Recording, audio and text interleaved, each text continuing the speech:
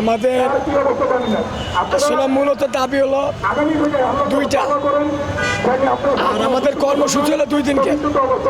প্রথম দাবি আমাদের আপনার হলো জুলাই সনদ দিতে হবে এবং জুলাই ঘোষণা। দুইটা জিনিস 2 পদে, একটা জুলাই ঘোষণা এবং একটা জুলাই সনদ। একতা পোষণ করছি আমরা। এই দাবিগুলো যদি আমাদের না মানে তো আমরা এখান থেকে চুল পরিমাণ বিন্দু আমরা এখান থেকে যাব না। আমাদের যা দাবি যে করে হোক মারা লাগবে। সরকারের প্রধানের কাছে আমাদের আগে তো অনুরোধ যে আমাদের 2টা দাবি যেন আমাদের মানে না মানলে আমরা এখান থেকে আমরা চুল পরিমাণ বিন্দু আমরা এই মাঠ থেকে যাব না। ঠিক, এটাই আমাদের কথা। এখন সরকার আপনাদের এই দাবিটা কি মেনে নেওয়ার মতো কোনো আশ্বাস কি? এখনো আমাদের সরকার থেকে কোনো আশ্বাস আমাদের সত্যি কথার অর্থে আসে নাই। তবে কি করতে আসতেছে না, কোন কারণে আসতেছে না সেটাও আমরা বলতে পারবো না।